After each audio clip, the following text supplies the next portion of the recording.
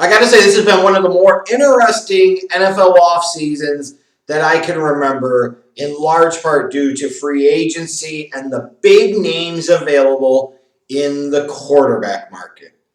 Tom Brady was available, and not only that, he switched teams. Phillip Rivers was available. Not only that, he switched teams. He had Teddy Bridgewater go to Carolina, and so on and so forth. He had all of these bigger names. Drew Brees stayed in New Orleans. He had a lot of big names, in theory, on the market. You could even look at former second overall pick Marcus Mariota. Where was he going to end up going now that Tannehill, who is going to be potentially on the market, but ended up re-signing with the Titans? There were a lot of names here.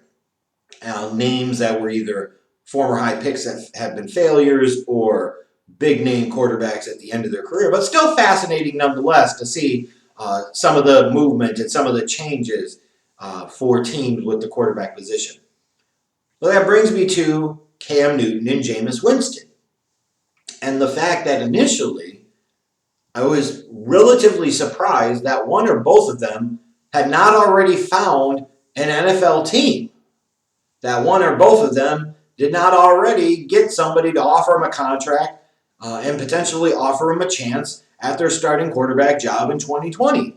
Because you certainly still have teams out there that have needs at the quarterback position, where you could argue you could bring those guys in and they could compete for that job. You look at the Chargers. You're really going to roll with Tyrod Taylor? Now, maybe the Chargers are going to end up trying to make a move, draft a quarterback, and that changes the equation there. But you cannot tell me there are 32 NFL starting quarterbacks better or more interesting to watch than Jameis Winston. And maybe the same could be said for Cameron Newton. So, inevitably, when you see guys like former number one overall pick Cam Newton, former league MVP Cam Newton, former number one overall pick Jameis Winston, still young and early into his career, guy that threw for over 30 touchdowns last year. When you see guys like this on the market and still on the market, it starts to get people to wonder why these guys aren't getting signed. And you'll see some things talking about, off the field type of stuff. Let's get this clear with Cam Newton. He can come across as a bit of a putt sometimes, and maybe there's a little bit of a prima donna diva type of air to him. But relatively speaking in the NFL, I think he's been pretty well behaved. He was really good in the community there in Carolina. Sure, he has no sense of how to dress, but that in and of itself should not keep him from being given a job. Certainly not. Not Jameis Winston, on the other hand. It is fair to point out that he's had himself a couple of touchy-feely instances, allegedly. When you talk about Jameis, similar as you would about Ben McRaplesberger. Winston's had some run-ins with the law here and there. Now, outside of the Uber stuff a couple of years ago, you could say he's largely, relatively been well behaved in the NFL, but still, that other incident that was alleged happened while he was in the NFL. So for Cam, I would say I don't know about the off-the-field stuff. That feels like a bit of a reach. For Jameis, it's potentially legitimate, but this is the same league and NFL fan base that once glamorized Ray Lewis because, he can't find his white suit, but Lordy Lord, he found God! That absolves him from everything! Well, let's be real here. Then, ultimately, obviously, the conversation is going to come up about race. And it's going to come up about they are two young black men, two young black quarterbacks, and that the league still doesn't really want them, as crazy as that sounds, because they were both number one overall picks, and that lesser white quarterbacks are being given opportunities that they are not. Now, that said, I can agree with the notion that lesser players are being given opportunities at the same position. That is absolutely true.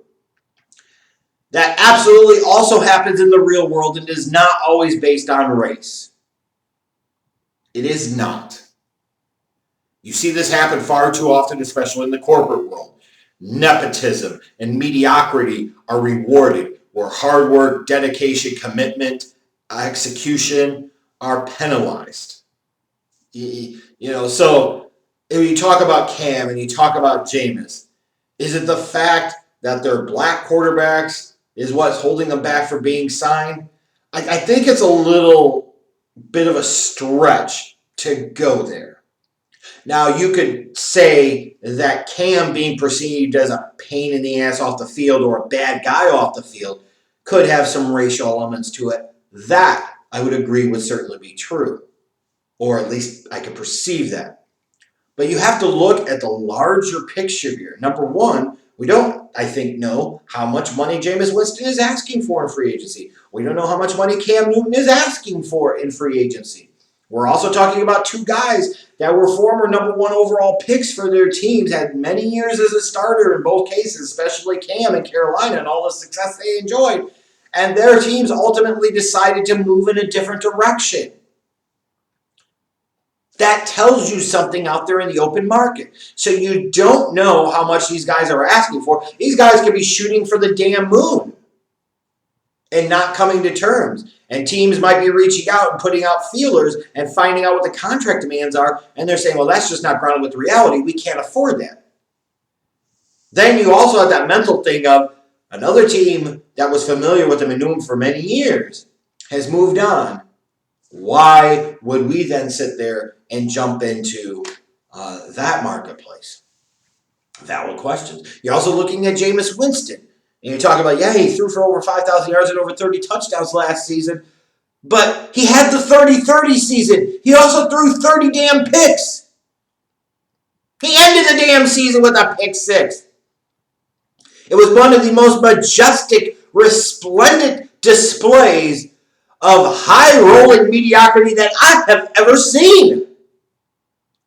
Is another team really going to want to invest significant significant salary cap space into a guy like Jameis, who's had 5 years in the league, never took his team to the playoffs, got a couple of head coaches fired, put him a 30-30 season in 2019, where Bruce Arians couldn't wait to move the hell on from him? Ow! And as much as I would say, well, if the Bears are going to make a damn move in the quarterback market, I certainly would have rather had been Jameis over Nick Foles, because at least Jameis would be guaranteed entertainment and excitement. The reality is, I would not be looking at him as a long-term answer at the quarterback position. He's had 5 years. He ain't that dude. And if he thinks he's going to get big starter money, he quickly found out the market dried up. So there he sits. And as far as Cam Newton, yes, former league MVP, franchise guy for Carolina over the course of this past decade.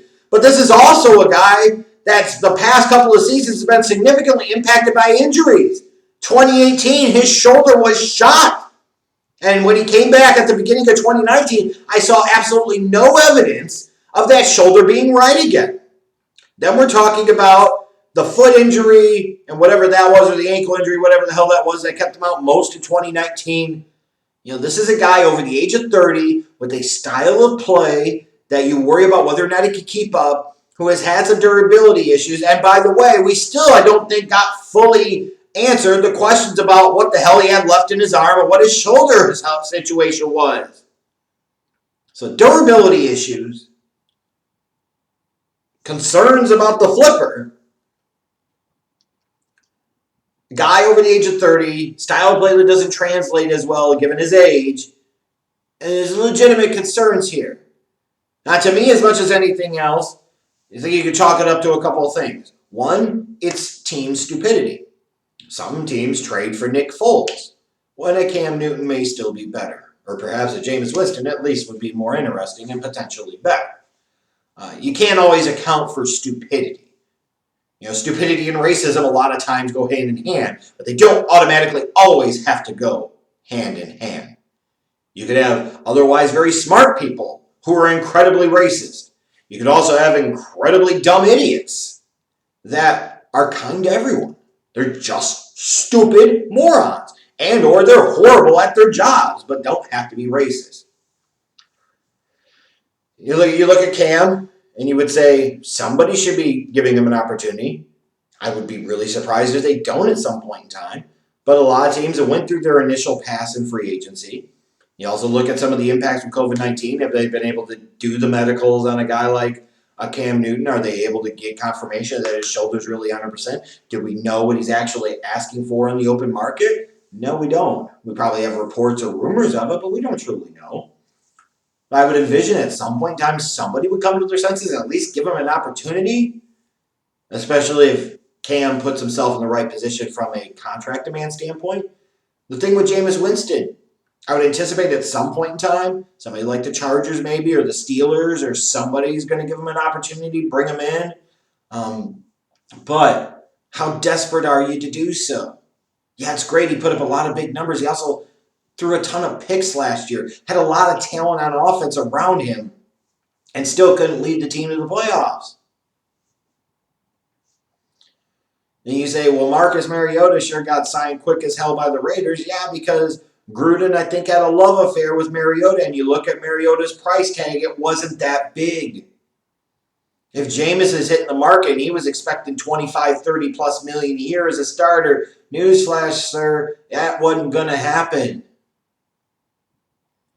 And you got to the point where Indianapolis filled their gap. Tampa Bay took away an opportunity by signing Tom Brady. Carolina signed Bridgewater. You look at a lot of these other teams, they either already have a lot of money invested in the quarterback position or they are clearly pointing towards the draft. So whatever contract demands these guys may have had, they're probably going to have to come down. Now look, I think in some ways, when you talk about both of these guys, there are still elements that are prevalent within sports media that puts undue pressure on these guys sometimes, young black quarterbacks, and especially guys like Jameis and Cam, or they tend to get crapped on a lot more than they should for the stuff that they do and in some cases don't do. But if you're going to say that the only reason they're not signed is because they're young black quarterbacks, I feel like that's misleading, and I feel like that's a bit of a fool's errand, and you're going to drive yourself crazy always going down that path. I know easy to say from a white guy, but also understand the white guy you're talking about here. I've been a defender of Cam Newton in the past, called out the media's unfair treatment of him.